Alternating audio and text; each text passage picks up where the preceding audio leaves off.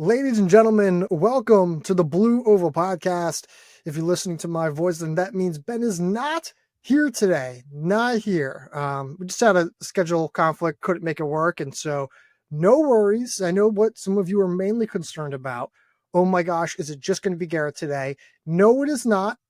We actually, in fact, have Finn Burney, a Ben Weissel recommended writer and a longtime TSR veteran. Finn, how's it going, man? Very good. Thank you. Yourself? Oh, dude, not bad at all. It is. It's gonna be refreshing having you on. We haven't had you on in 2 years, maybe. Is that right? Yeah, I think it was 2 years. Funny enough, I got the LinkedIn notification about a month ago saying I'd been here for 2 years. So, um, Really? it, yeah, it must have been the very start. I think I did the initial podcast. That's so funny. Wow, we've had you. It almost feels longer. I'm not gonna lie. It does, but in a good way, of course. Yes, of course, in a good way. Um, well, Finn, we got a handful of things to talk about. Lighter week for results, but we still will touch on a handful of results this evening. And also talk about a few transfers, few pieces of news on that. And before we do, +2 on Apple Podcasts. Got 2 comments. Big thank you to those who did that. It's very simple, and I'm sure those people found out it's also very simple. Go to the page, go down on the bottom of the Apple podcast, and just leave 5 stars. You can comment if you like, as 2 people did with very nice comments. Thank you. Spotify, nothing there. 5 stars there would be great as well. Finn, results. We have a handful of them, not many, but we're going to talk about them. And the first one I want to talk about from this past weekend was the Duke Invitational. Duke's Lauren Tolbert on her home track runs 2:01 for 800 meters, takes down in what some might even say is an upset over Clemson's Gladys Chepngetich, who ran 2:02, and Judy Kosgei, also of Clemson, who ran 2:03. What were your first thoughts when you saw that result commit? Uh, Very big. I think last year we obviously saw with Tolbert, All-American in the 800 meters, 8th place, I believe it was, and she'd already run 2:01 before, but her indoor season, it was respectable, but not quite up to the ranks that we saw of her previously from last outdoor season. So to take down a very dynamic Clemson duo, I was very impressed. Yeah, I mean, they've certainly been running so well too as of late. Tiffany got running 2:39 for the 1,000, 2:01 recently. Or I'm sorry, that's Kosgei running 2:01 recently for 800 meters, 4:26 in the mile. The raw talent had seemingly been in favor of the Clemson women, but Tolbert, who I think we forget sometimes, was an 8th place All American in the 800 meters last spring. It seems like she's at her best on the outdoor oval. A, do you agree that it's like a noticeable difference? And then B, are you willing to put her back in this All American conversation despite how crowded that 800 meters is right now? I think in terms of funny enough, we've been obviously doing the confidence index, and I feel Yes. that in terms of her, I think she sits well in the All American contenders and one of the higher ones at that. I wouldn't say she puts herself in the All American favorites, even though this is a big win against a duo that, as you mentioned, have been excellent so far. But I certainly think she does put herself amongst the very best of the contenders. Yeah. In terms of though, like her favoritism, is it fair to say that she's better on the outdoor oval than she is the indoor oval? Yes. Yeah, I think so. I think this performance validating everything we saw from last outdoor season and her indoor season, yes, it was good, but it wasn't anything to the level we've just witnessed. So I I think agree. it's fairly safe to say, yeah, outdoors is her ballpark. I agree. I think she's been consistently better on the outdoor oval. I'm looking at our confidence index rankings or confidence index period. People are probably wondering, Garrett, what's confidence index? Well, if you're not a subscriber to the Stride Report, we started something new. We're not doing outdoor track rankings. We're doing something called confidence index, where we assign scores out of 100, average the scores of all of these athletes among our writers, and then we post them on the site and talk about our confidence level of someone's eventual postseason success. Lauren Tolbert did not make it in our most recent string, but she wasn't too far off, I should say. I'm trying to look at where you placed her. Okay, so I was slightly higher. It's probably the highest of anyone, but not by a ton. The Clemson duo, I feel like this is a result where I go, at least one of them should have won this race. They're extremely talented, but we're still waiting for that tactical understanding to come in, that understanding of like, hey, can you be more than just a back end eighth place All American like last Cherotich was? Is there what do you need to see from them despite this loss moving forward for someone like Cherotich or for Kosgei to be more than just like an eighth place All American, maybe closer to sixth or fifth or fourth place? What do you need to see from them moving forward? I think ultimately it's the kind of added level of consistency that we kind of need. We've seen those flashes. I mean, Kosgei 426-mile indoors. I mean, that's amongst the very best. And I think Yeah. to be able to deliver those fast times on a more consistent basis and be winning those races, like I think realistically she does have to win the Duke Invitational if she does want to be put in that um, All-American mix. And obviously it's not a knock on her. She still ran a very respectable time, but I think consistently performing at the level that we know she can be at, that she's shown sparks of throughout her NCAA career so far. Yeah, I agree. I think there's so much raw talent there, but oftentimes when you have international names with raw talent, it takes time to develop. Like you're trying to get the hang of the system. The NCAA racing is not the same as NCAA racing. I'm sorry, the NCAA racing is not the same as international racing. Excuse me. Especially when in less developed countries where the infrastructure for a racing circuit, like in Kenya, is just not as robust as it may be elsewhere. I'm going to move off of that and head to the men's 800 meters at Texas A&M, where Michigan's Camden Law runs 146.89, first time cracking the 147 barrier, takes the overall win over a very deep 800-meter field, defeated Big 12 indoor 800-meter champion Lloyd Freelow, as well as Texas A&M's 339 1500-meter runner Lucas Santorum. What is your thoughts now on Camden Law? A big PR, first time under 146, and probably the biggest win of his career. What are your thoughts there? Very exciting. We'd seen he'd been great indoors, fifth Big Ten final, and the Big Ten this year obviously has bolstered itself with the additions of Washington and Oregon. So he'd been running very respectably, but as any 800-meter runner knows, 147, that is a pretty significant barrier. To dip under it and get the win against all of the depth that was already in that field is very, very good. And I think for someone as young as he is, that is extremely exciting for himself and Michigan's team as a whole. Yeah, Michigan right now is having a really nice moment where they have a handful of guys who were, I think they had like a rookie, Brendan Herger, who also ran 147. Trent McFarland ran 147. McFarland is now a two-time Big Ten indoor mile champion, tactically fantastic. You're looking around a lot of these Michigan guys, you're going like, man, there's some dudes on this team. Middle distance wise, they're strong.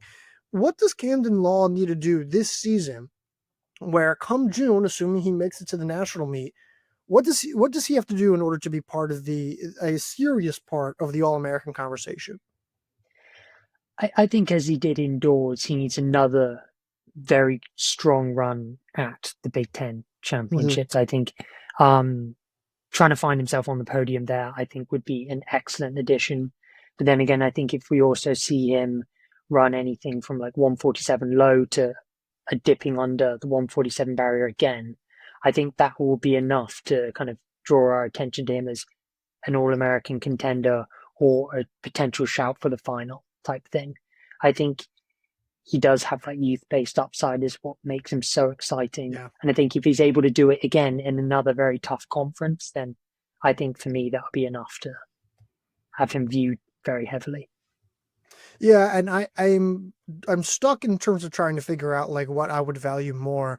Is it another 146 mark? Like, does that validate what he just did more, or is it another top finisher in a competitive field? What do you want more out of him right now? Do you want another like 146 mark or faster, which at 145 is a different conversation. But would you want another 146 mark, or would you want another top finish against another hyper deep field like this? I think another top finish.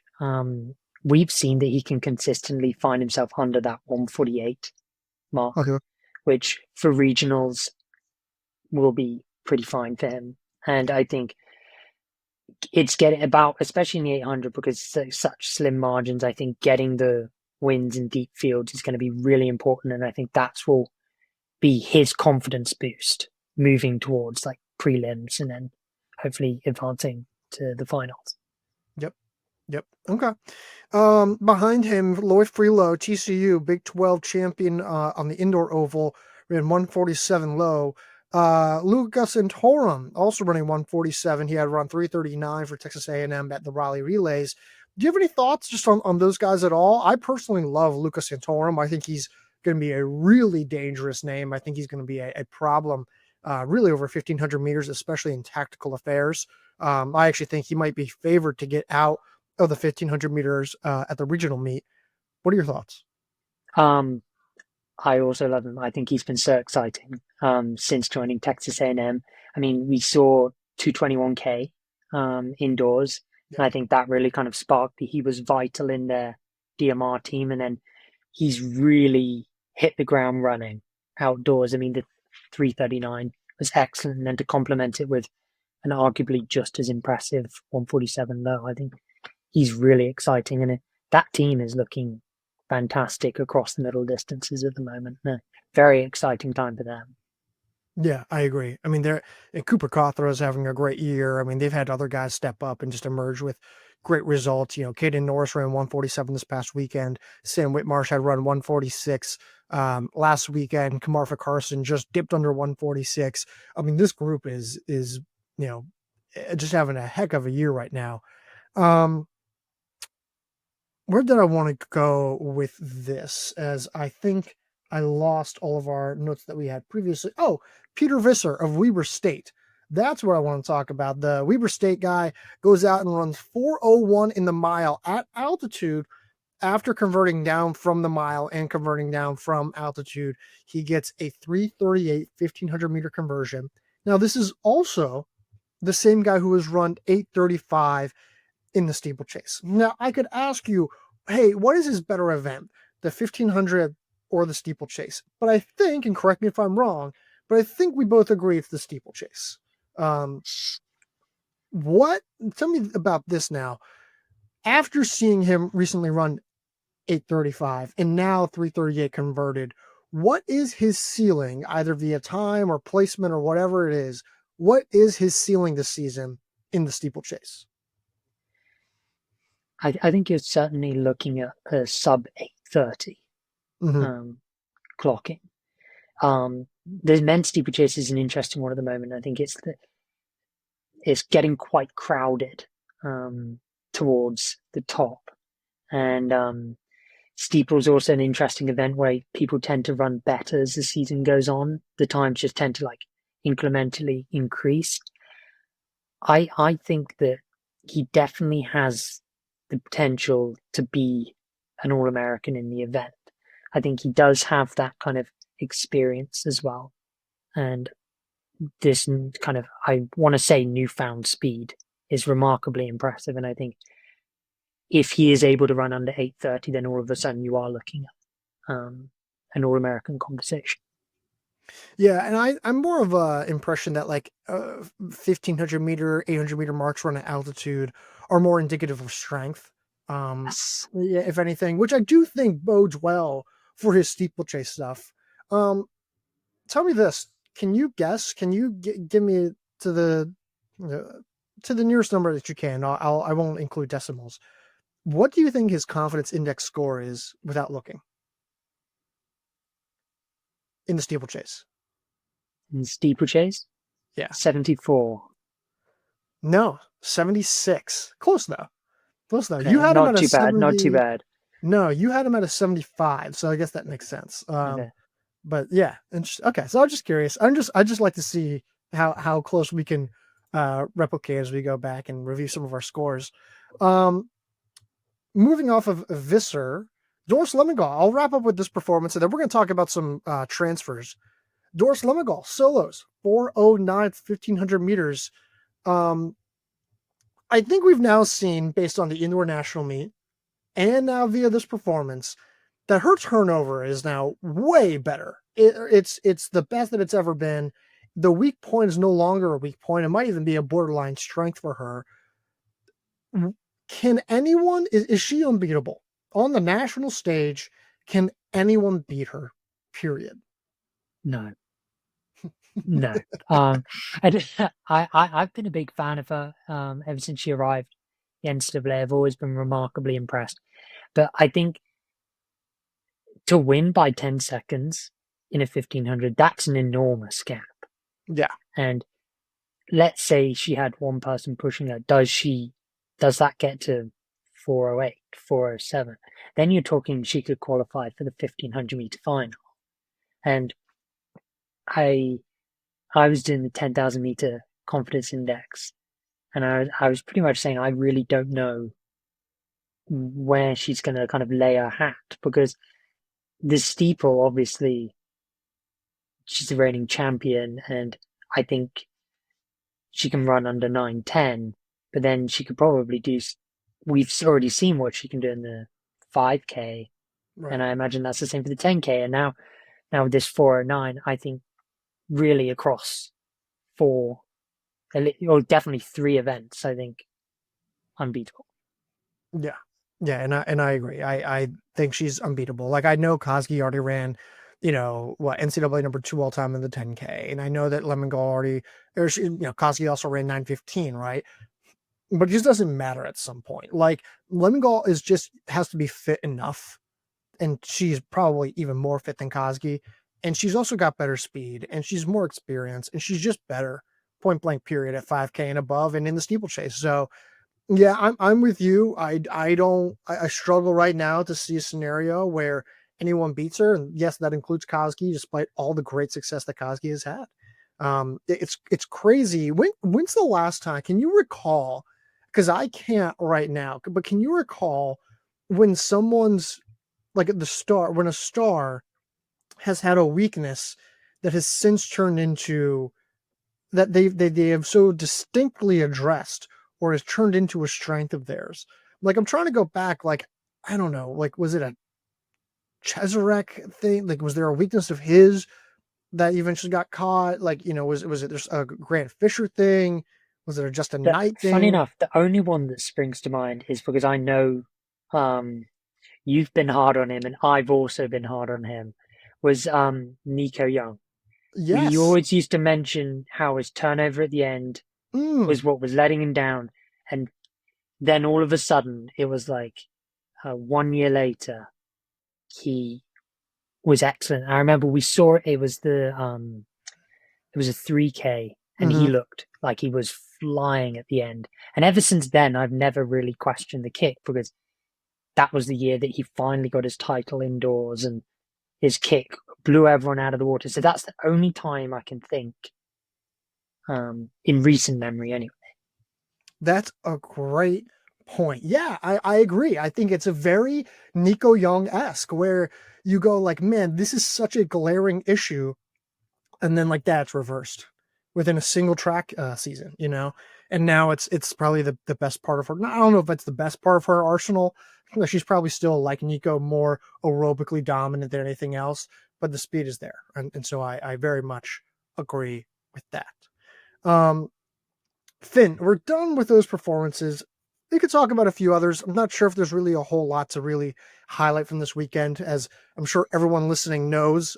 This releases on a Tuesday night, Wednesday, of course. Brian Clay is this week.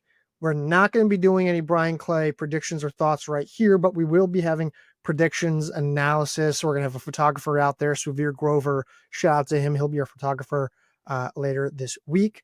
But we do have a few pieces of transfer news to talk about.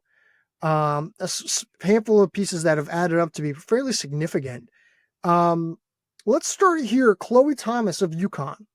She is now in the transfer portal as a graduate student, has at 1 year of eligibility between indoor track and outdoor track, potentially a second year I believe on the indoor oval. Not entirely sure. Maybe that's out. I forget what her second year could be in. Um, no cross country eligibility, but hey, what was your initial on a scale of 1 to 10? What was your initial shock factor seeing her go into the transfer portal? And then two, what are some options? Where do you like her to land? In terms of surprise, I would say it was relatively average 5, because it is a grad year, so I don't feel too surprised in someone. Had it been like halfway through, I would have been like, oh my goodness. But I think in terms of like it being her final like grad seasons, not too surprised. In terms of where I think could be good potential picks, um, Washington and Oregon have been very active in the Mm-hmm. transfer portal, and I think both of them have team styles that would certainly suit her. I know Matuk was slightly more middle distance orientated, but very similar skill sets, and she's fared fantastically at Washington, so that could be a good place. But then also you've got to look. She's Canadian. Potentially, she wants to stay a bit closer to home. So, like schools in the northeast, like Providence, could be good. But Mm-hmm. then you do have to consider the idea of in-conference transferring. So, I would like. I think Washington and Oregon do seem like pretty popular places at the moment and good fits. Yeah, I would agree with you in the sense that so for me, let me restart this. Scale of 1 to 10, I'm with you, closer to a 6. I'm with you in the sense that like it's a grad year, like she's there's a natural moving on point. It's not surprising from that sense. But on the other hand, I'm like, wow, she's had like a lot of great success recently under that program. She doesn't have any cross country eligibility, so it's not like there's team implications that she could assist with on the grass, maybe on the track, sure. Um, so that's why it maybe surprised me a little bit more than you, but I'm with you in that sense that grad transfers, it's hard to really fall to school if they can't keep someone. Grad transfers that they move on for all different kinds of reasons. Um, in terms of programs, I agree with you that Oregon and Washington are very active in the transfer portal, and it wouldn't necessarily surprise me if they landed a Chloe Thomas. But I think from a skill set perspective, as someone like her who is so aerobically dominant, 15-17 for 5K, ninth at the NCAA cross country XC championships, um, I think she almost is like a better fit for somewhere like Colorado, for somewhere like Northern Arizona, two programs, that have been very active in the transfer portal. At least Carlson has been very active in the transfer portal historically. Northern Arizona, a lot more so recently. I could absolutely see her going to NAU. I could absolutely see her ending up there and kind of becoming that next Elise Stearns for this program once Stearns kind of moves on. So and I'm also with you. I think Providence natural fit. They bring in international athletes all the time, although it's hard to really call Thomas an international name when she's from Canada, which is right there. But and I also agree with you though. I think it's like, man, you would wonder if she has enough loyalty to UConn to say, hey, I'm not going to burn them in the same conference. So I'm with you on that sense as well. Um, Any others? Any others you can think of? I'm a little stumped. I think that might be it. Well, I mean, if you focus on the idea of it being more of she's only got track, you could see like Florida, a school Yep. that likes team titles, both indoors and outdoors. Mm-hmm. That could be a big pickup for them because you're almost guaranteed kind of an all-American finish in the 5K. That could bolster some points.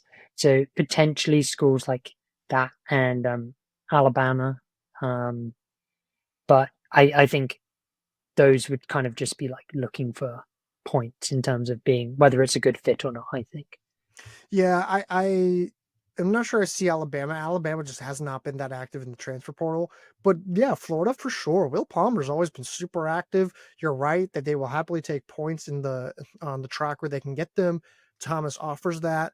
So yeah, I'm with you there 100%. Thomas Boyden of Stanford. He is a 741 3K guy, 1321 in the 5K. He's been a top cross country finisher, never an All American, but a strong low stick who has occasionally been ranked in our top 50.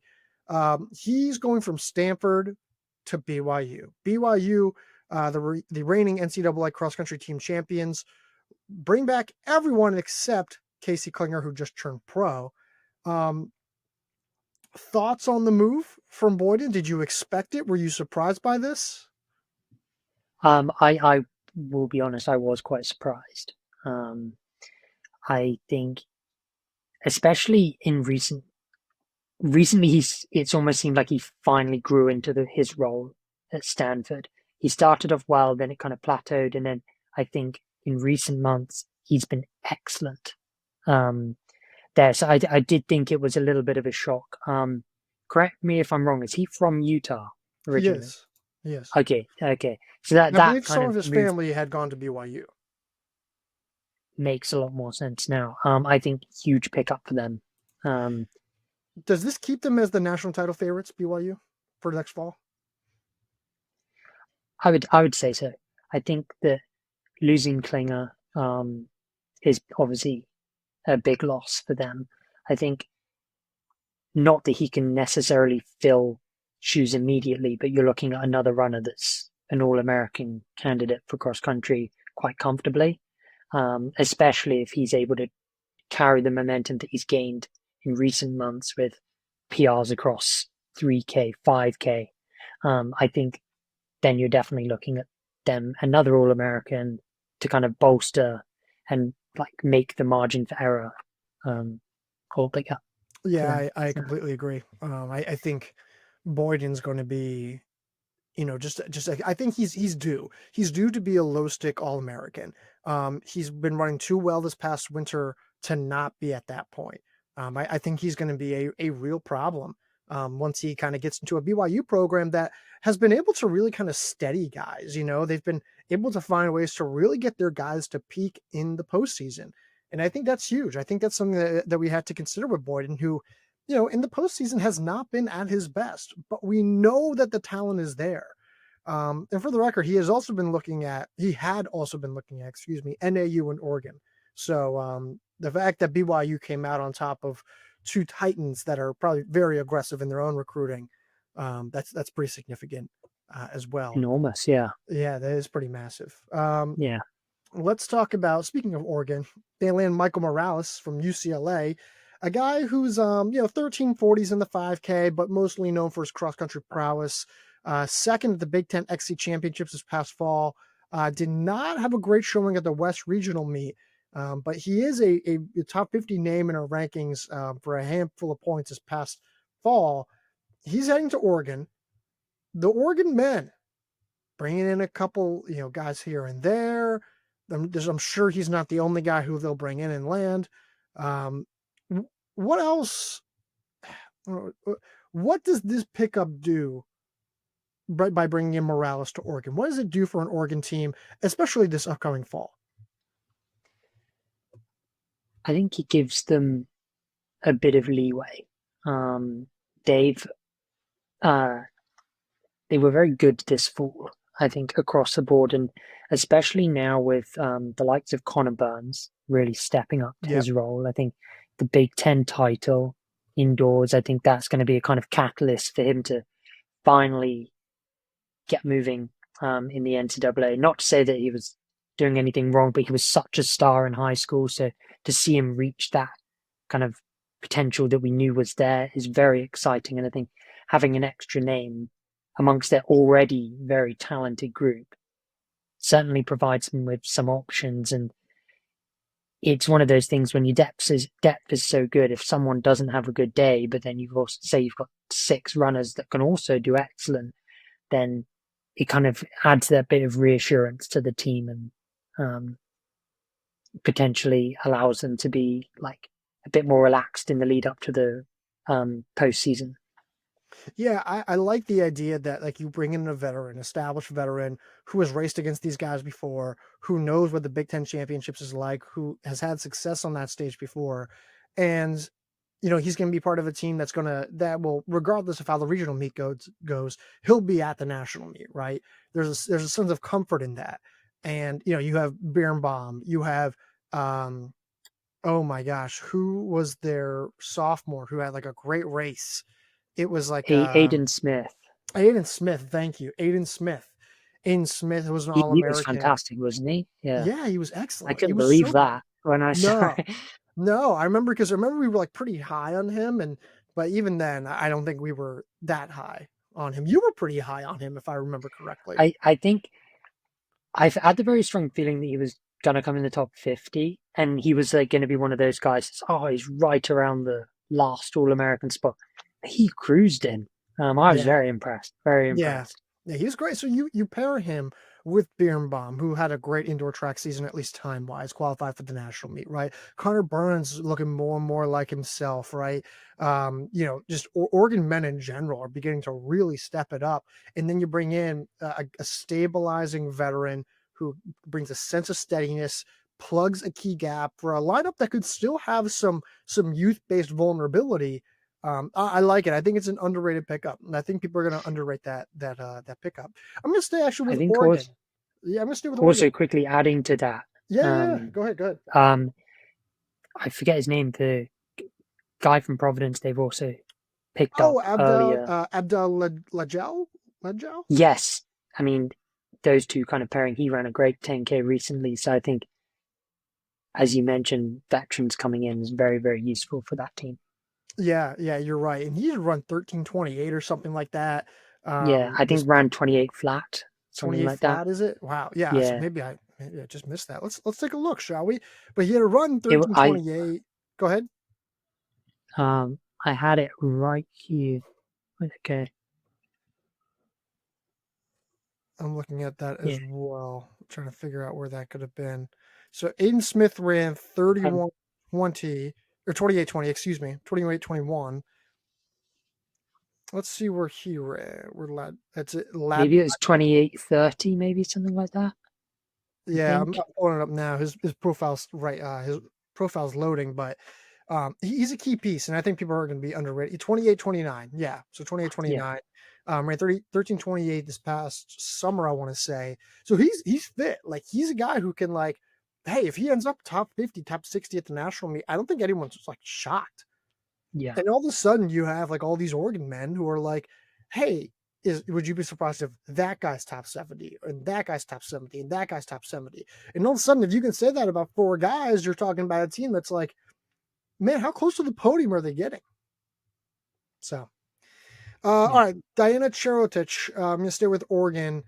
She comes in as a mid-year addition, 19 years old. She was the fifth place finisher at the U20 World XC Championships. 8:56 for 3,000 meters, 15:01 for 5,000 meters. Then by this time next year, and I should mention she's already run 31:45 for 10K, winning the Stanford invite 2 weekends ago. Then by this time next year, is Cherotich going to be at the same level that Pamela Kosgei has been at this time next year? No, Yeah, I stumped you with that one. No? yeah, no. I don't think so.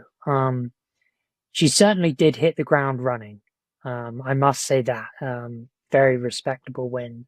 Um, but I think it's going to be interesting like, joining a program mid-year, how that impacts everything. But she does have a really nice build-up with the team all the way until cross country, which could. Whereas Kosgei obviously joined in um the fall, so was instantly kind of thrown into the fire. I will But say she was actually brought in late spring. Did not race for New Mexico, but did was at like the Portland Track Festival, and okay, racing good to under New know. Good to Mexico. know. But you're right. I mean, Cherokee still had more time to acclimate here. Yeah. Um, I think it'll be close, but I think realistically, what Kosgei's done has been exceptional this year. And in my head, I count her coming third in that 3K because she was right there until I felt awful watching that. But I think if you kind of tack on the idea that she was pretty much getting another medal, I think that's going to be very hard to beat. I agree. I agree. Yeah. It's how about this? Cherotich, is she or is she not top five at the NCAA XC championships this fall? Yes. She is. Where is Yeah. she? I fourth. Fourth.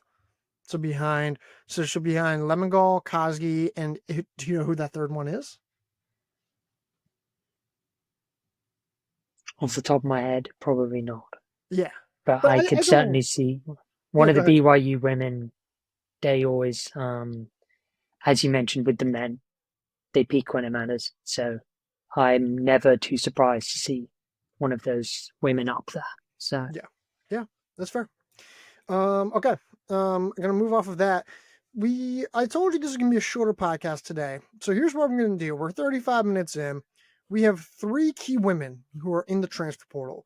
What I'm gonna do is I'm gonna list off a little bit of their credentials, and then in short fashion, you're gonna list off 3 schools to me, and then you're gonna list up as potential landing spots, and we're gonna try to see how I don't say how quickly, but we're just going to try to see who, off the top of your head, you could realistically see these athletes landing with. All right, sound good?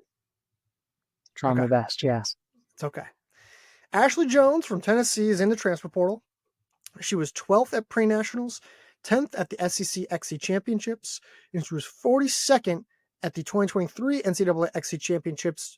This past fall, she was 36th at pre-nationals, 6th at SEC, and 64th at the SEC XC Championships on the track. She has run. It does not say. Not the point. Okay, but I think ultimately cross country though is her forte. Where are 3 spots that you like for her? Um, First thought is definitely Colorado. Yep. Um, I believe she's from Colorado, Yep. and obviously at some point she would have been coached by Carlson. So I think that would be kind of my number one spot for her. I think NAU, another altitude school, favors her long distance kind of specialty. And then I also could see someone like Florida looking to bolster their cross country scoring as well. Completely agree.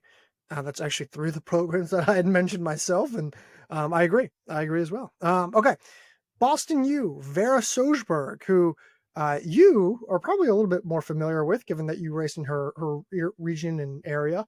Um, so you have, what is it? She was runner up at Paul Short this past fall, 11th at the Princeton Fall Classic, won the Patriot League individual cross country title. It was 42nd at the NCAA XC Championships this past fall. However, more importantly, on the track, she was fantastic this past winter. 428 in the mile, 857 3K, 1545 5K, and she was 8th in the mile to earn All American honors this past winter. What are 3 spots do you like for her? I mean, I've got 2, but I'm looking for a third as well. What are the 3 spots you have? Okay, so one of my initial thoughts was keeping it very East Coast in Georgetown. Um, Oh, I really like their mm-hmm. middle distance and long distance crew.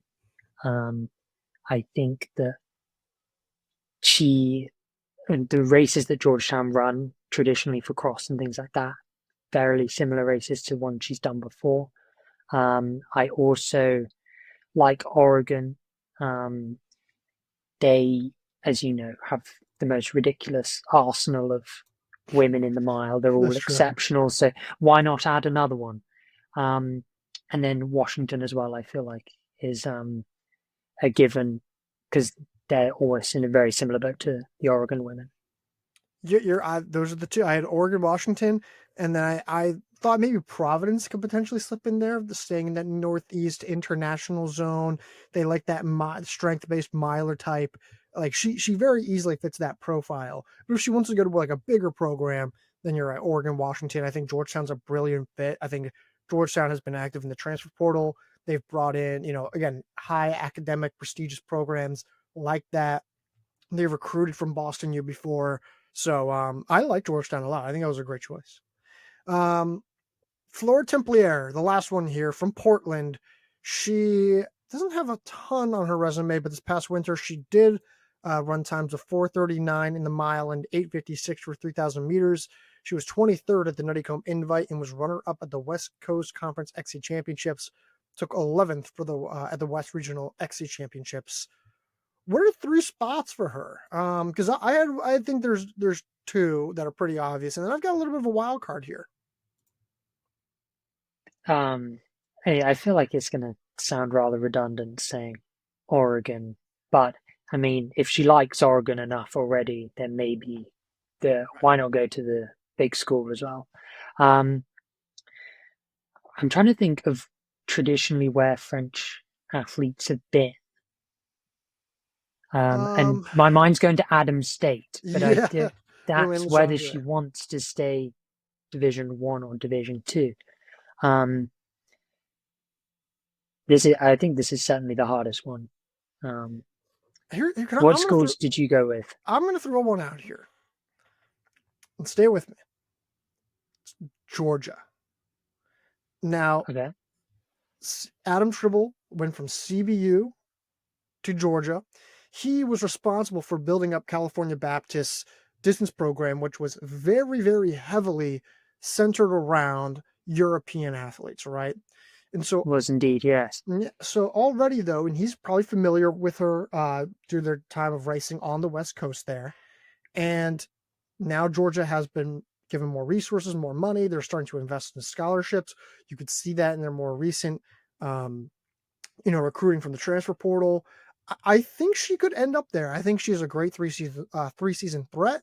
I think she gives Georgia a great starting point and nucleus. You pair her with Yasna Petrova. I like Georgia. I actually think Georgia could potentially be in the running to get Templier. I do.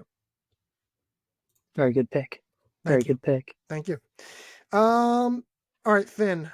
I'm going to uh I don't know if you've seen. So for those who are wondering, our confidence index replaces our rankings this season, and what we're doing is we are scoring the top 10 athletes in each event, and then we're listing them to show how much our confidence in each of these athletes are as we approach the postseason.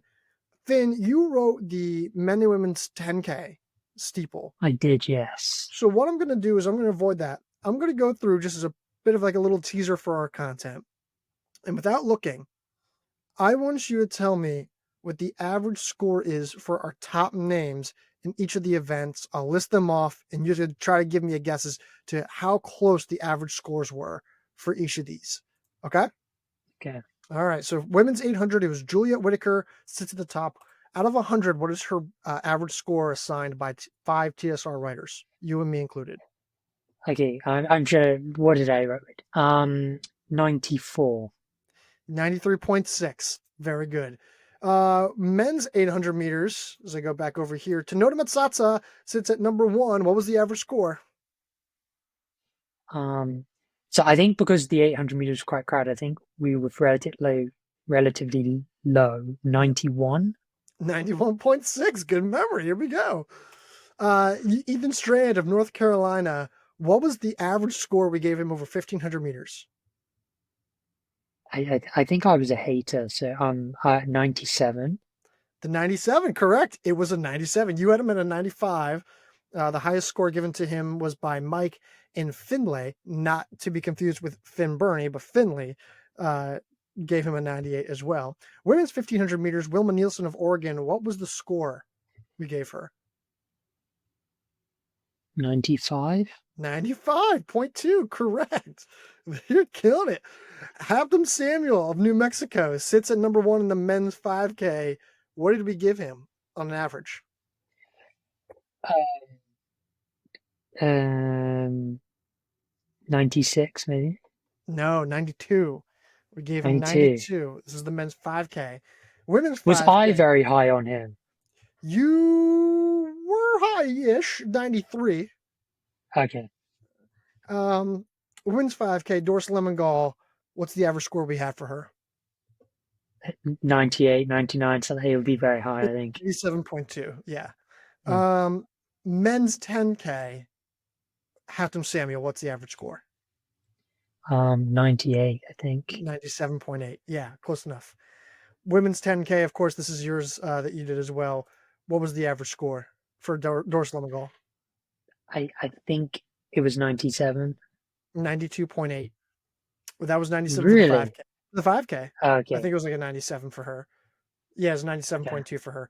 Men's steeple, James Corrigan. What did we have for this one? I wonder if you can get this one. So I remember, I think putting is it 88? No, it's 90.6. He's our number one guy in the steeple. We have him at 90.6. We have 3 other guys who scored 88 or higher. So, and then finally, women's steeple, Doris Lemngole again. What's her score? What do we have here? 96? 98. 98. You must have 98. flipped some of Yeah. them, but 98. Yeah, we had 98s across the board. All right, Finn. Nice job, man. Kudos to you. Well done. Applause. Thank you. Thank you for coming on. Hey, do you want to send any like warning shots out to Ben to let him know that his job is in jeopardy now because of you? Yes. Yes. Very much so. I'm glad we're in agreement. All right, Finn. Well, thanks so much. Thank you to everyone for listening. Go check out all the great content on the site. Confidence index is up. Transfer stuff is up. Content, preview, predictions. You know the drill. Go check out YouTube as well. But Finn, that's all I got. I'll talk to you later, man. Thank you.